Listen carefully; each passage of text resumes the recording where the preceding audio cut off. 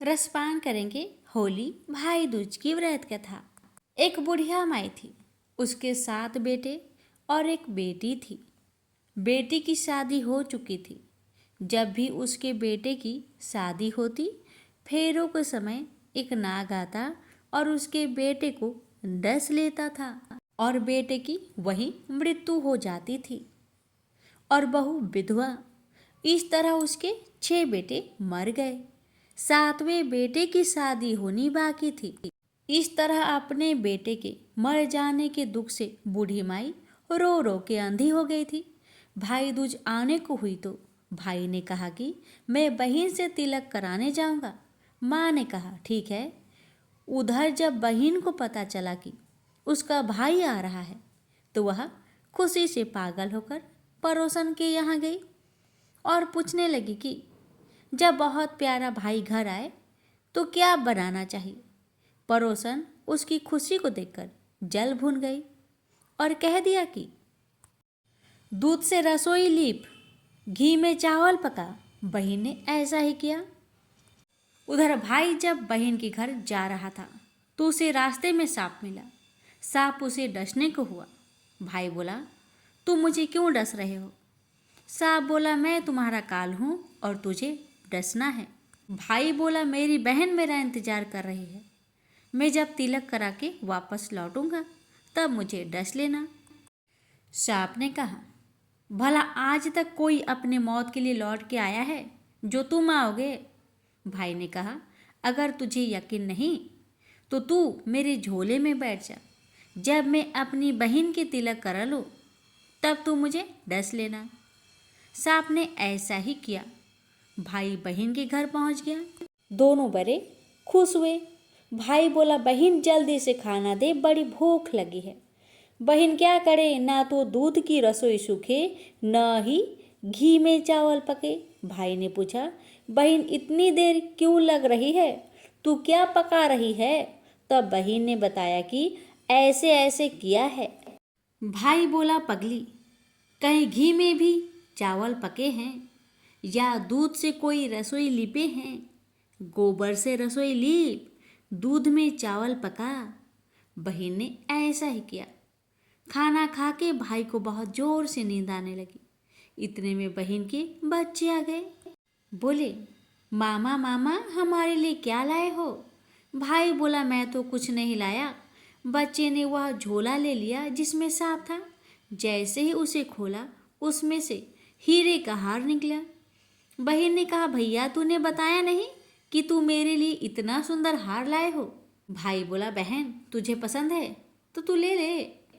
बहन बोली, मुझे हार का क्या करना?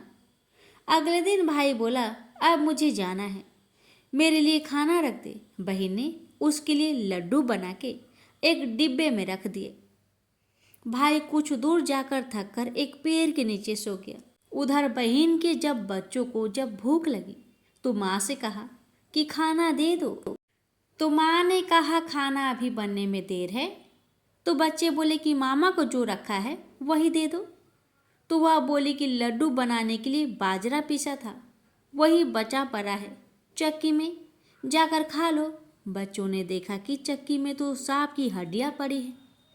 यही बात माँ को आकर बताई तो वह बावड़ी सी होकर भाई के पीछे पीछे भागी।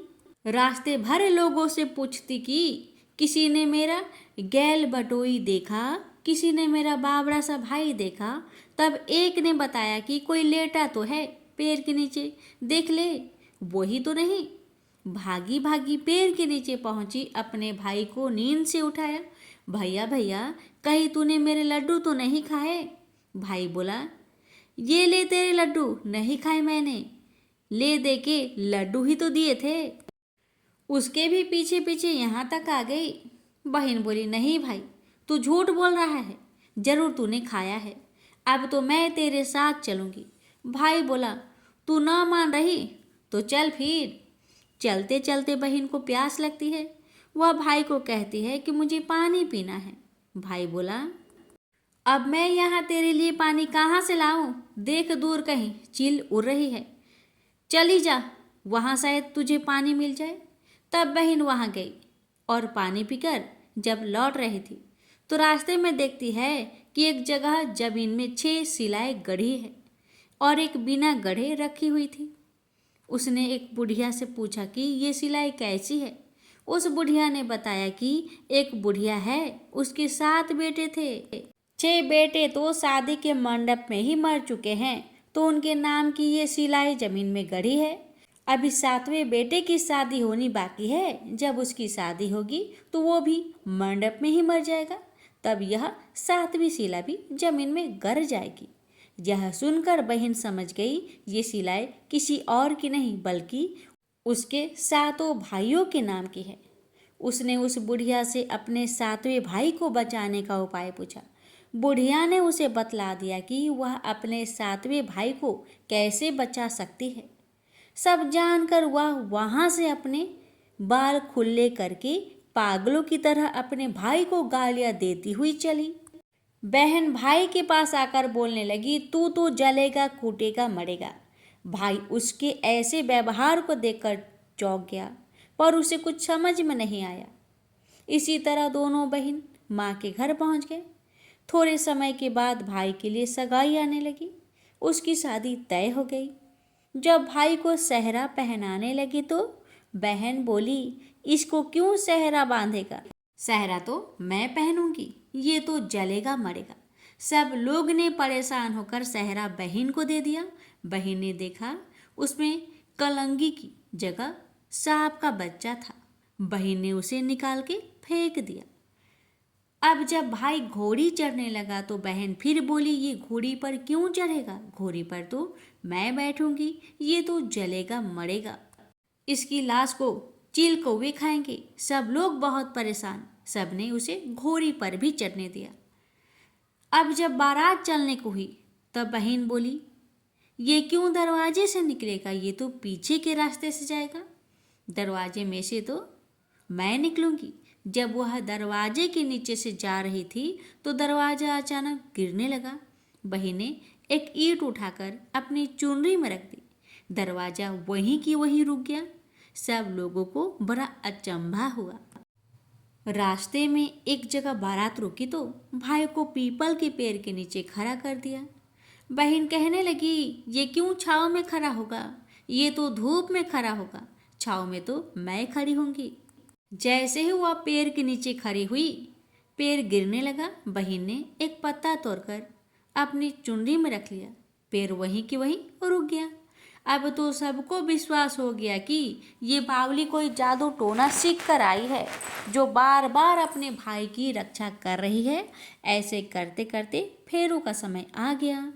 जब दुल्हन आई तो उसने दुल्हन के कान में कहा, अब तक तो मैंने तेरे पति को बचा लिया, अब तू ही अपने पति को और साथ अपने मरे हुए जेठों को बचा सकती है। फेरू के समय एक नाग आया। वो जैसे ही दूल्हे को डसने को हुआ, दुल्हन ने उसे एक लोटे में भर के ऊपर से प्लेट से बंद कर दिया। थोड़ी देर बाद नागिन लहर लहर करती आई। दुल्हन से बोली, तू मेरा पति छोड़। दुल्हन बोली, पहले तू मेरा पति छोड़। नागिन ने कहा, ठीक है, मैंने तेरा पति छोड़ा।